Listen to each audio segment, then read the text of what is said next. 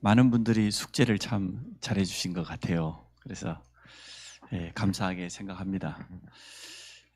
숙제를 안 하신 분들은 강의 마치고 제가 점검을 하도록 그렇게 하겠습니다. 그래서 숙제를 안 하면 안 된다는 것을 제가 확실히 본때를 보여주도록 그렇게 하겠습니다. 교회 카톡방에 많은 성도들이 또 많은 부부들이 성경 말씀을 직접 쓰고 또 암송하고 올려놓은 걸 보면서 기뻤습니다. 말씀이 내게 있어야 됩니다. 하나님의 말씀이 내게 믿어져야 되고 또 그 말씀을 계속 묵상하고 읊조리면서 내가 힘을 얻어야 됩니다. 또 우리 현장에 우리가 뭐 전하러 가는 겁니까? 하나님 말씀 전하러 가는 거잖아요. 그러려고 하면 어떻게 말씀이 있어야 전할 것 아닙니까? 그래서 여러분에게 주신 분명한 약속으로 늘 누리시고 또 묵상하시기 바라고 언제든지 필요한 사람에게 정확하게 전달하는 그런 축복을 누리시기를 바랍니다. 오전 말씀을 간단하게 정리해 보면 하나님 우리에게 주신 게 복음이죠. 복음은 하나님만 주실 수 있는 거잖아요. 이 땅에 많은 종교가 있습니다만 그 복음 됩니까? 아니지 않습니까? 우리는 잘 알고 있지 않습니까? 하나님만이 우리에게 복음을 주실 수 있는데 그 복음은 영세전부터 약속된 복음입니다. 근데 하나님의 정확한 시간표 속에 성취되었습니다. 예수 그리스도 오심으로. 근데 우리 개인에게 임하는 시간표는 다 다르죠. 내게 임했는데 내게 임한 이 복음은 영원한 복음이다. 아무도 빼앗아갈 수도 없다. 바꿀 수도 없는 그러한 복음입니다. 그러면 이 복음이 주인공이 예수 그리스도인데 하나님의 은혜로만 우리에게 이 복음이 임했습니다. 그래서 성도가 제대로 깨달으면 감사할 수 있죠. 그래서 이제 복음을 누리라고 했는데 어떻게 해야 복음을 누리는 게 가장 좋겠냐? 삼원을 통해서. 우리가 이제 너무 추상적으로 이렇게 말하면 안 됩니다. 특히 렘넌트와 새가족에게는 구체적으로 말해줘야 됩니다. 기도해야 됩니다. 그렇게 말해갖고는 기도할 수 없습니다. 이렇게 기도 제목 가지고 아침에 이렇게 기도하고 낮에는 이렇게 기도하고 저녁에는 이렇게 기도하십시오. 이렇게 가르쳐줘야지 기도해라? 그건 답 전혀 안 돼요. 맞는 말 같지만 구체로 보면 전혀 틀린 말이에요. 복음을 누려라. 어떻게 복음을 누립니까? 삼원을로. 날마다 말씀을 붙잡는데 어떻게 붙잡아야 되냐?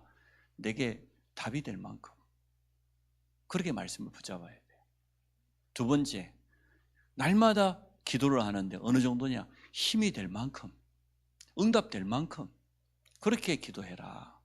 그리고 세 번째, 날마다 전도 계획을 세우고 도전해라. 계획만 세우고 있으면 뭐 하겠습니까? 실천해야 되니까.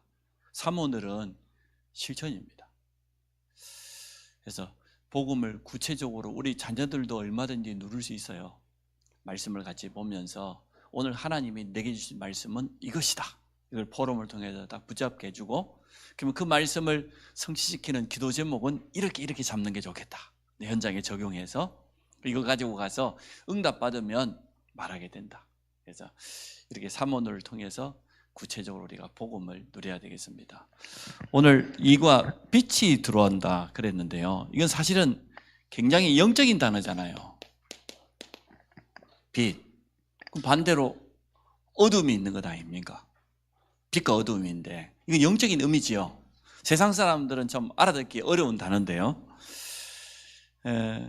빛은 보니까 오늘 본문에 참빛, 곧 세상에 와서 각 사람에게 비치는 빛이 있었는데 그 빛이 누굽니까? 예수 그리스도입니다. 생명의 빛으로 우리에게 찾아오셨어요. 4절에 보니까 그 안에 생명이 있었으니 이 생명들은 사람들의 빛이라. 오늘 그가 2절에도 그가 그랬죠.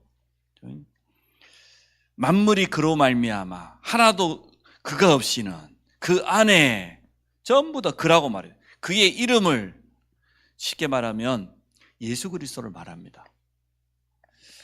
그래서 생명의 빛의 주인공 되시는 예수 그리스도를 영접할 때 이런 일이 일어난다고 분명히 말하고 있습니다. 분명한 것은 영접할 때 생명의 빛이 내 안에 들어오는 거죠. 자, 그러면 우리의 과거를 한번 생각해 봐야 되겠죠. 이 생명의 빛이 없었을 때 우리의 과거, 하나님 없는 인간은 어떻게 되냐? 창세기 1장 2절에 설명되어 있습니다.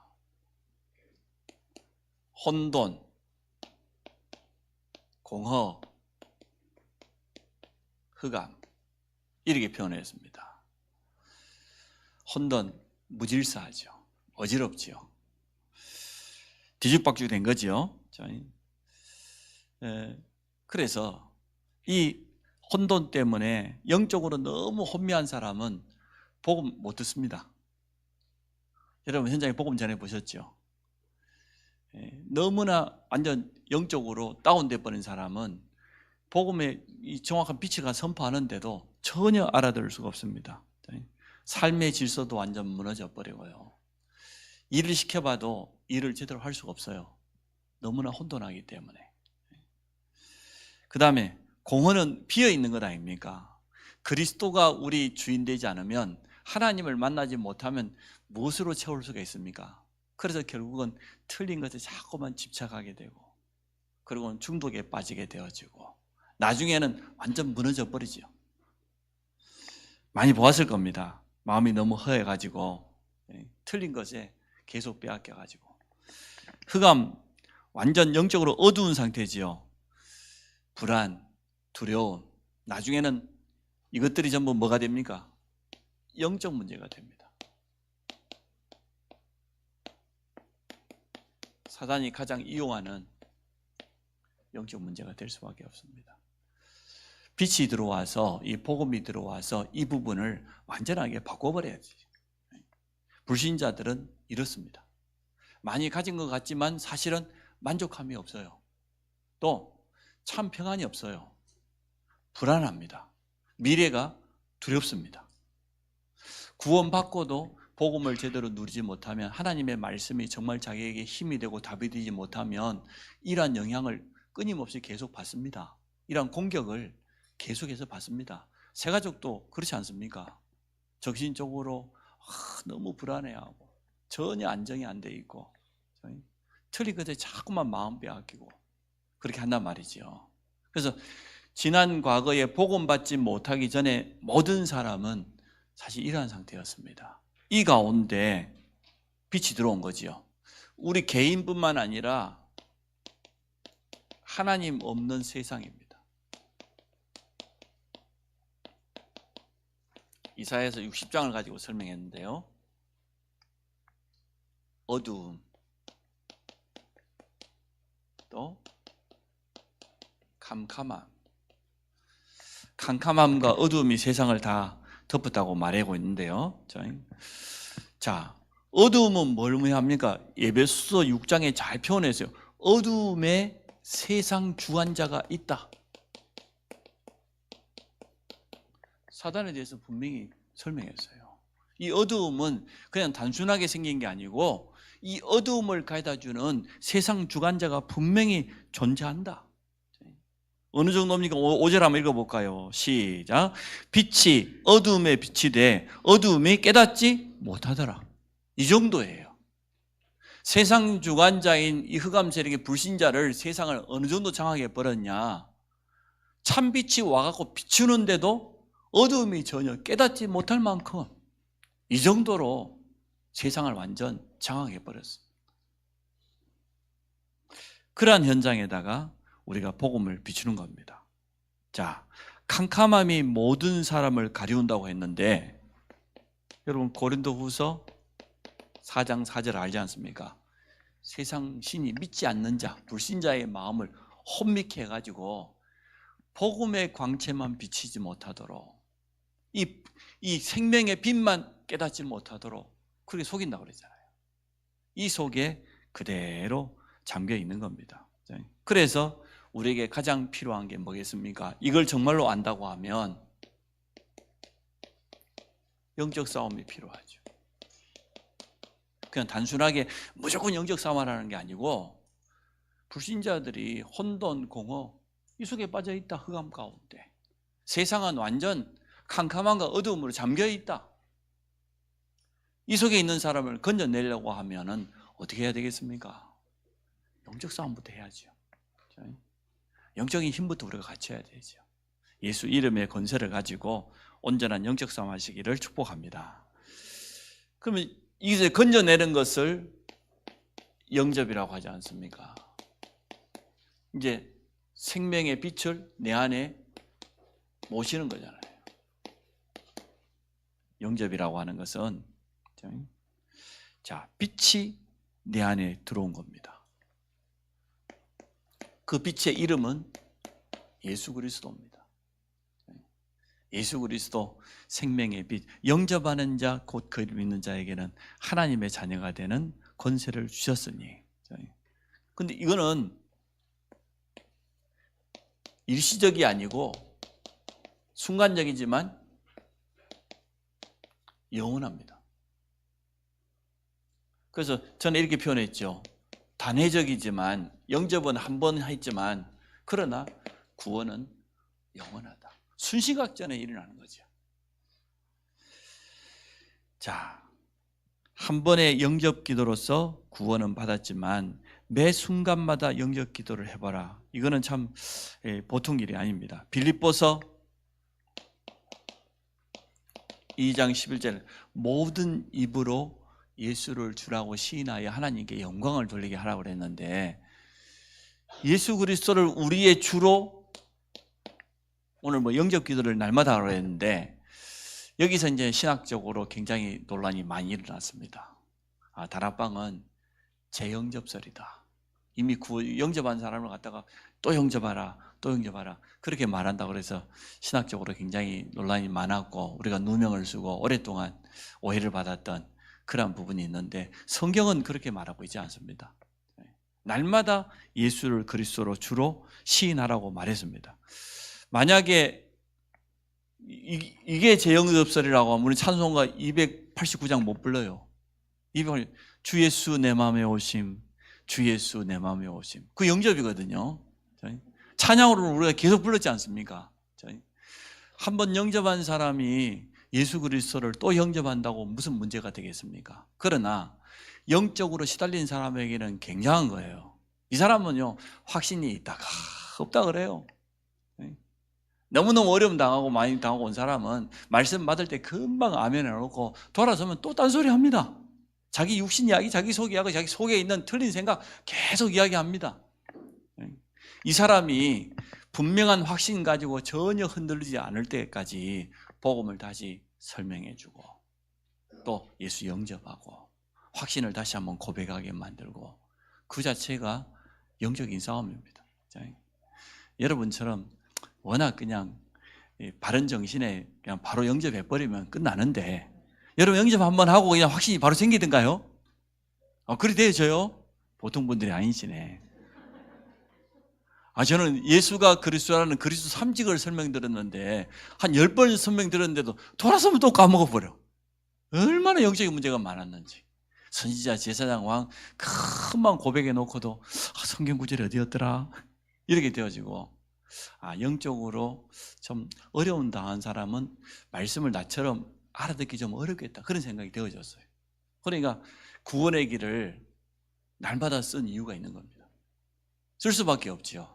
이게 내 안에 완전 막 각인되고 나중에는 이게 막 체질되어지고 입만 열면 그리스도가 고백되어지도록 그때까지는 사실은 계속 해야 돼요. 안 해도 되는가 보네. 여러분 참 체질 참 좋습니다. 저는 그렇지가 않더라고요. 일주일에 한 번씩 다락방을 계속해서 말씀을 받는데 돌아서면 까먹어버려. 얼마나 말씀이 안 들려지는지. 아니 그 전에 다른 성경 공부할 때는 좀 머릿속에 남고 그런 게 있더니 어떻게 다락방 시간만 되면 왜 그렇게 졸립니까? 여러분 안 그랬죠? 이 전사님이 다락방을 한 20분 30분만 했으면 참 좋겠는데 꼭 복음 편지하고 나면은 창세기 하나 더 해야 된다고 그러고 다락방 하면 1시간 반씩 해요. 야 사람 미치겠더라고. 이거 중간에 일어날 수도 그것도 내 사업체에서 하는 게 아니라 바로 건너편에 있는 집사님 사업체에서 했거든요.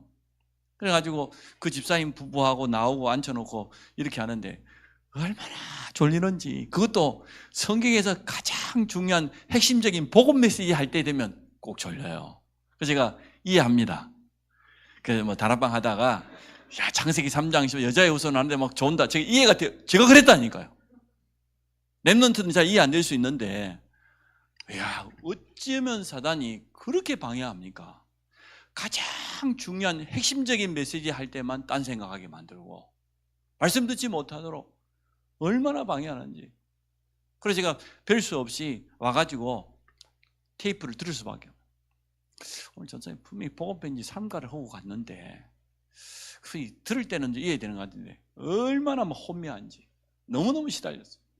그래서 다시 한번 메시지 한번 펼쳐놓고 다시 한번 들어보고, 낮에는 또 시간 없으니까 밤에 가서 다시 한번 들어보고, 그러다 보니까 조금씩 알아들어지더라고요. 그래서 제가 메시지를 잘 정리하고 그걸 포럼하는 사람들이 제일 부러웠어요. 저는 주일날 예배 드리고 나도 말씀은 똑같이 같이 듣긴 들었는데 오늘 말씀이 무슨 말인지 모르겠어. 그래가지고 점심시간에 다시 한번 이 말씀을 또 펼쳐보고 이래도 얼마나 정리가 안 되든지요. 근데 어떤 분은 보니까 딱 말씀 받고 나면 오늘 이런 말씀이었다. 1번, 2번, 3번 딱 해가 정리해가지고 너무너무 잘하더라고. 근데 그런 사람이 다락방은 잘 못하더라고. 너무너무 똑똑하니까 지식적으로 정리는 참 잘한 분들 많아요. 아주 잘합니다. 아, 저렇게 깨달았구나. 근데 그런 분들이 꾸준히 다락방 전도 운동에 남아있는 사람 제가 별로 못 봤어요. 도리어 우둔한 우리를, 미련한 우리를 불러서 하나님이 사용하기를 원하신구나. 그래서 여러분 빨리 메시지가 막 정리 안 되고 막 깨달지 않으면 실망하지 마세요. 여러분 정상입니다. 금방 깨달았다 그 사람이 거짓말입니다. 내용 하나도 없습니다. 지려놓고 보면 싹 잊어버립니다. 근데 여러분이 말씀을 사실은 다락방 현장에 가서 내 것으로 개인화해야 됩니다. 물론 내가 사모늘 속에서 매주 말씀을 내 것으로 개인하지만 이 말씀 들고 현장에 가보면요, 이런 말씀이었구나, 이렇게 깨달아져요. 우리가 아무리 사모늘을 잘해도 현장 놓치고 백날 천날 해보세요. 여러분 거 되는가? 지식적으로는 이해되지. 예수 그리스도 이름 앞에 흑암이 무릎 꿇고 도망간다더라. 현장 백날 안 가고 해보세요. 흑암이 도망가는가? 그러나 전도 현장에 가보면 금방 느껴요. 이렇게 혼미케 하는구나. 복음의 광채만 비치지 못하도록 방해한다더니 틀림없구나. 그래서 내가 이 사람을 위해서 집중적으로 기도하고 와야 되겠구나. 그냥 단순하게 와서 메시지만 전할 게 아니라, 그리고 이 사람 배후에 영적인 흑암의 활동이 완전 무너지도록 함께 영적 싸움을 해야 되겠구나. 이렇게 깨닫게 되어지지요. 하나님의 말씀은 현장에서 처음 해보지 않으면 사실 정확히 말하면 개인화 된단 말, 그거 다 거짓말입니다. 그건 거의 지식입니다. 지식. 머리로 이해한 것이지 실제로 내 것이 되었냐? 안 된 거예요. 지금 현장 없는 분들 미안하지만 여러분 말씀 많이 받아도 헛일은 아닙니다. 헛일은 아니지만 여러분 거 아니에요. 실제로 처음 해봐야 될 것 아니에요. 체험 될 수밖에 없는 거잖아요. 그래서 2024년에는 이제 신발끈 메고 단단하게 결단하셔야 됩니다. 매주마다 이제 성구만 쓸 게 아니고 현장을 본격적으로 틀림없이 회복해야 돼요. 오늘 두 번째 숙제를 드리도록 그렇게 하겠습니다. 빛이 내 안에 들어온 거란 말이에요. 완전 어두움 가운데 있었는데 사단에게 완전 철저하게 이건 어둠이라고 하는 그 단어 밑에는 시사하는 바가 굉장히 많잖아요. 영적으로. 그 주관자는 사단이고 그 아래에서 우리가 철저하게 이용당하고 영적인 문제로 고난당하고 어떤 데는 완전 저주당해버리고 그게 어둠이거든요. 누가 봐도 어둠이라고 느껴지잖아요. 그런데 거기에 빛의 주인공 대신 그리스도께서 오셨다.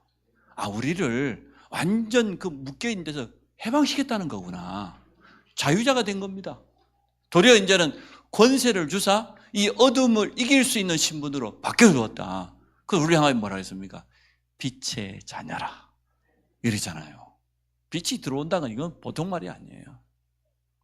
아니, 애굽에 출애굽할 때 모세를 통해서 하나님이 10가지 재앙을 했는데 그 중에 한 재앙이 뭡니까? 흑암 재앙. 애굽 사람들이 그토록 태양신을 섬겼는데 태양이 없어져 버렸어. 성경에 보면 뭐랬냐? 너무 캄캄해서 더듬었다고 그랬어. 아무것도 확인할 수가 없으니까. 그게 어둠입니다. 세상 사람들이 지금 길을 못 찾아 더듬고 있는 겁니다. 틀린 거 붙잡고 그거 맞다고 생각하고 쫓아가는 겁니다. 근데 우리에게는 완전한 빛이 들어와 버린 겁니다. 자, 두 번째. 우리는 이제 빛의 자녀요. 우리의 신분이 그렇다는 거죠.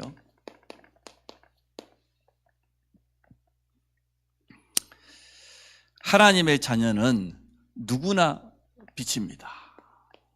마태복음 5장에 보니까 너희는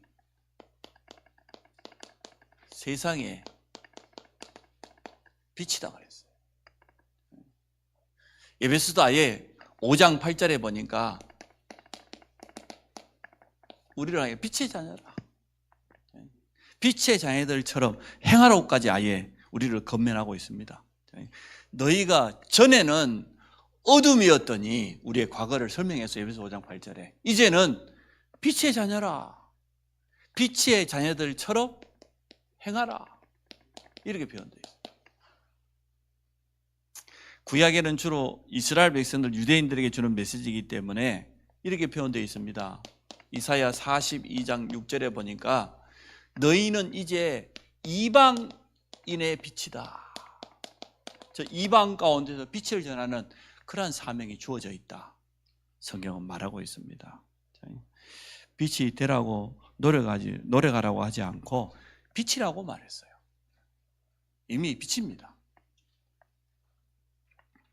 그래서 하나님의 자녀가 가는 곳마다 흑암이 떠나가고 사단의 권세가 완전 무너질 수밖에 없죠. 똑같은 단어니까 사단이나 마귀나 우리가 이미 빛이라는 것을 몰라버리면 안 됩니다. 빛이라고 그랬지 빛이 되라고 한 적이 없어요. 빛이 되려고 막 애를 쓰는데 여러분 갈고 닦고 아무리 해봐도 빛이 되는가 보세요. 이미 우리 안에 빛이 와 있는 겁니다. 그 빛은 사실은 예수 그리스도 생명의 빛입니다. 그것을 드러내기만 하면 되어져요. 그래서 일어나라 빛을 발하라 이렇게 말했잖아요. 어디에? 캄캄함과 어둠 가운데 있는 현장을 향하여서 빛을 발하라고 말했습니다. 내 안에 참빛이 되시는 예수 그리스도께서 함께 하시기 때문에 그렇습니다. 그럼 이제는 빛을 발하는 것을 전도 캠프라고 합니다. 어디에서? 내가 있는 현장에서. 감사하게도 우리 지구의 사역자들은 확실히 전도자들이에요.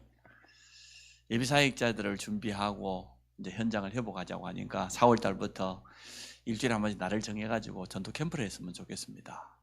누가 뭐라고 해도 현장에 가야 되니까 현장에 가서 이 복음 전해야 되고 또 예비 사역자들도 현장에 데리고 나가 사역을 시켜야지 앉아갖고 아무리 훈련을 시키고 메시지를 많이 먹여도 그거 가지고 같이 가서 말씀을 확인하고 하나님의 현장에 영생률 작전 현장이 있음을 깨닫고 영적으로 어려움 당한 사람 말씀 운동했더니 힘을 얻고 치유되고 살아나는 이것을 봐야지 진짜 제자가 되는 것이지. 그 제자는 태어나는 거예요. 하나님이 이미 준비해놨기 때문에 함께 가서 확인하는 거죠. 자, 일어나라 빛을 발하라고 그랬는데요. 자, 마태복음 16장 16절의 고백을 수시로 하라고 그렇게 되어 있습니다. 예수가 그리스도이시는 신앙 고백을 순간순간 하라는 거죠. 음부의 권세가 너를 이기지 못할 것이라 약속을 했습니다. 자, 예배를 드리고 말씀으로 양육을 받아라. 이렇게 됩니다. 성경 구절은 마태복음 8장입니다만은 이제는 빛의 자녀가 가장 먼저 해야 될 게 뭡니까? 예배입니다. 우리가 기도하면 응답받지만 사실은 그 시작이 뭡니까? 교회요? 예배입니다. 예배를 통해서 분명한 약속부터 붙잡아야 될 것 아닙니까? 언약부터 맺어야 되잖아요. 그래서 예배를 드리고 그랬고, 두 번째는 말씀으로 양육을 받고,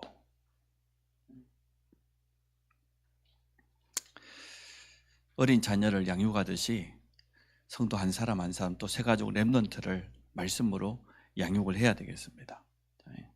사무엘상 16장 23절입니다. 다윗이 수금을 타면서 찬양하는 내용이 나옵니다. 다윗이 찬양할 때 어떤 일이 일어났습니까? 영적인 사실을 정말 아는 사람이 찬양할 때 그때 사울에게 들었던 악신이 떠나갔다고 그랬어요. 제가 전에 관정한 데 있지 않습니까? 한번 명절 때 우리 가족들이 예배드리고 있는데 전혀 예수 안 믿는, 그 집에는 한 사람도 안 믿어요. 작은 어머니가 자기 집에 와서 또 예배 드려달라는 거예요. 우리 형제들이 얼마나 기뻤겠습니까? 그 가족 보고만 놓고 명절 때마다 기도했는데, 작은 어머니 앉혀놓고 형제들 앉혀놓고 찬양 시작하는데 도망가 버려요. 그 찬양은 우리 그냥 보혈 찬송했어요. 그랬더니 막 도망가, 싱크대 옆으로 막 도망가. 얼마나 동작이 빠르든지. 연세가 많으신 분이거든요. 가보니까 싱크대 밑에 숨어가지고 막 벌벌벌 떨고 있는 거예요. 이야, 이게 영적인 사실이구나. 아마 우리 렘넌트 그날 보고 많이 느꼈을 거예요. 아니 뭐 다 큰 어른이, 연세 많으신 분이 우리가 뭐 떠나라 말아라 막 결박도 안 했어요. 찬양만 했어. 그냥 비친 거예요. 빛이 딱 비춰지니까 막 발발 떨면서 싱크대 옆에 있더라고. 그래서 제가 작은 어머니 왜 그러십니까? 했더니 하지 말라는 거예요. 찬양 너무 힘들어하는 거예요. 그래서 앉혀고 예수 그리스도 복음 전하고 영접했는데 끝나버렸어요. 정말 우리가 제대로 알고 영적인 권세 가지고 찬양하면 지금도 이런 일이 일어날 줄로 믿습니다. 그래서 주일날 오후 때 찬양 많이 하시고 또 합심으로 기도하면서 영적인 힘을 얻으시기 바랍니다. 자, 전도를 하세요. 이렇게 되어 있습니다.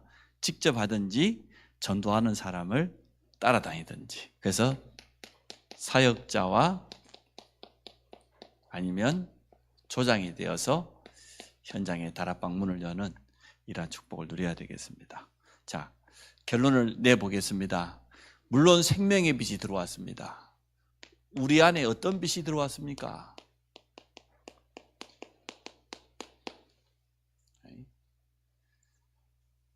창세기 1장 3절에 말하는 창조의 빛입니다. 말씀으로 온 세상 하나님 창조하셨는데, 오늘 요한복음 1장에도 말씀에 대해서 이야기했어요. 1절에 보니까 태초에 말씀이 계시니라. 이 말씀이 하나님과 함께 계셨으니 이 말씀은 곧 하나님이시니라. 말씀이신 하나님이 온 우주 만물을 창조하셨죠. 2절 3절에 그렇게 되어 있죠. 태초에 하나님과 함께 계셨고 만물이 그로 말미암아 지은 바 되었으니 지은 것이 하나도 그 없이 된 것이 없느니라. 그 말씀이신 하나님 안에 생명이 있었는데 이 생명은 사람들의 빛이요, 참빛. 그래서 오늘 9절이 결론이나 마찬가지. 참빛, 그 세상에 와서 각 사람에게 비추는 빛이 있었다. 그 빛이 바로 누구냐? 예수 그리스도입니다. 영접하기만 하면 됩니다. 오늘 요한복음 1장 1절로 9절에 생명의 빛 이렇게 표현했습니다. 우리 안에 이런 빛이 들어오게 된 겁니다. 그러면 이제 두 번째, 우리는 어떠한 신분으로 바뀌어졌습니까? 빛의 자녀가 되었다 그랬죠. 오늘 두 번째, 어떠한 빛의 자녀입니까? 베드로전서 2장 9절. 어두운 가운데 있는 우리를 불러서 그의 기이한 빛을, 그 아름다운 덕을 선포하는 자로. 빛을 가지고만 있는 게 아니고 내가 빛의 자녀 됐다는 확신도 가져야 되지만 그대로 우리 안에 감춰만 놓는 게 아니고 빛을 선포하는 자. 아니 등경 아래, 등경을 켜고 말 아래 이 감춰놓으면 되겠냐? 위에 올려놔야 돼요. 산 위에 있는 동네처럼 모든 사람이 보고 돌아올 수 있도록 이렇게 우리의 빛을 드러내라고 분명히 말하고 있습니다. 자, 그럼 이제 우리는 이 빛을 비추는 것을 뭐라고 합니까? 캠프라고 합니다. 우리 현장에서 우리 모든 성도들이 이 빛을 비추는 축복을 누리시기 바랍니다. 그래서 오늘 본문에 있는 숙제를 가지고 일단 성경 구절을 한번 기록해 보시고요. 이제 기록해 놨으면 매일 한 번씩 보시기 바랍니다. 말씀을 자꾸 확인하세요. 내 안에 막 확신이 될 때까지 내 것으로 완전히 만들 수 있도록. 두 번째로는 숙제가 있습니다. 사모를 하는 겁니다. 자, 매일 한번 말씀을 한번 보고 오늘의 말씀 딱 간단하게 단어로 잡든지 아니면 한 줄로 잡든지 오늘 하나님 내게 주신 말씀은 이것이다. 자, 그러면 그 말씀을 중심으로 해서 기도 제목을 잡으면 좋겠어요. 무조건 기도 제목을 잡는 게 아니라 우리는 언약적인 기도를 하기 때문에 말씀을 기준으로 해서 오늘 기도 제목은 이거. 세 번째, 이 말씀이 누구에게 필요하겠냔 말이에요. 오늘의 전도 계획을 세우십시오. 전도 대상자를 정하십시오. 그래서 끊임없이 계속해서 기도하면서 시간표가 되어지면 정확한 때에 복음을 전하고 생명을 살리는 사모늘의 축복을 누리시기를 바랍니다.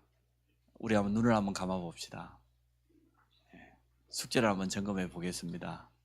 눈을 감으시고, 자, 숙제 안 하신 분 양심적으로 손 한번 들어보세요. 대학 청년들 한번 솔직히 말해요. 숙제 안 하시면 손 들으세요. 무령 집사님이 사진 찍어서 올리지 않았던가요? 네. 지금 좋아요. 숙제 한번 들어보세요. 이렇게 눈 뜨지 말고 숙제 해오신 분, 다 한 줄로 믿습니다. 이렇게 기적이 일어날 줄은 몰랐습니다. 제가 봐서는 거의 기적입니다. 꾸준히 말씀을 한 번 쓰는 것으로 그치지 마시고 말씀을 여러 것으로 계속해서 묵상하시면서 이제 사모늘을 놓고 하나씩 도전하시기 바랍니다. 사실 사모늘에 대한 이러한 책이 있어요. 일주일에 한 장씩 가지고 매일매일 사모늘 하는 걸 기록하는 그런 내용들이 있는데 일단 여러분이 시작을 한번 해보십시오. 그렇게 하면서 인도받아 가도록 그렇게 하겠습니다. 중직자 대학원이 오늘 사실 개강입니다. 시간이 맞지 않기 때문에 한 주간씩 늦춰서 보는데요. 오현미 자매에게 신청을 하라고 했는데 다음 주에는 우리 교회 중직자 대학원 담당할 수 있는 중직자를 한번 세우도록 그렇게 하겠습니다. 그래서 매주마다 2부 예배 이후에 중직자 대학원에 대한 메시지를 하나씩 확인하도록 그렇게 하겠습니다. 전체 해봐야 아마 한 8강, 7강밖에 안 되는 것 같아요. 거의 격주로 한 번씩이기 때문에 거기에 맞춰서 우리도 인도받아 가도록 그렇게 하겠습니다. 어제 핵심 참여하신 분들은 보셨겠지만 중직자 대학원이 매년마다 미래교회를 행해서 약 7억 원 몇천만 원씩 이렇게 도움을 주고 있는데 우리 수원노회도 보니까 5개 교회가 도움받고 있더라고요. 근데 그게 상당히 많은 도움이 되어져요. 진짜 어려운 교회들은 한 달에 100만 원 이상씩 이렇게 후원하기도 하고 또 조금 자리 잡은 교회들은 조금 적게 주고 이렇게 하면서 하는데 그게 아무것도 아닌 것 같은데 굉장히 많은 큰 도움이 되어지는 것 같습니다. 그래서 우리가 이 중직자 훈련받기 위해서 훈련비를 내는 거지만 그 모든 것은 전부 다 미자리 상태에 있는 미래교회를 위해서 후원한다는 그런 선교하는 마음 가지고 같이 참여해 주시면 감사하겠습니다. 하나님, 이제 사모늘을 놓고 도전합니다. 우리 안에 이미 빛이 들어와 있음을 날마다 확인할 뿐만 아니라 이 빛을 선포하는 자로 또 현장에 전달하는 캠프의 축복을 누리게 하여 주옵소서. 자신이 있는 그 현장에서부터 이 응답을 누리기를 원합니다. 훈련으로만 그칠 것이 아니라 실제로 현장에서 확인하는 우리 모든 성도들이 되도록 축복하여 주옵소서. 예수 그리스도 이름으로 기도합니다. 아멘.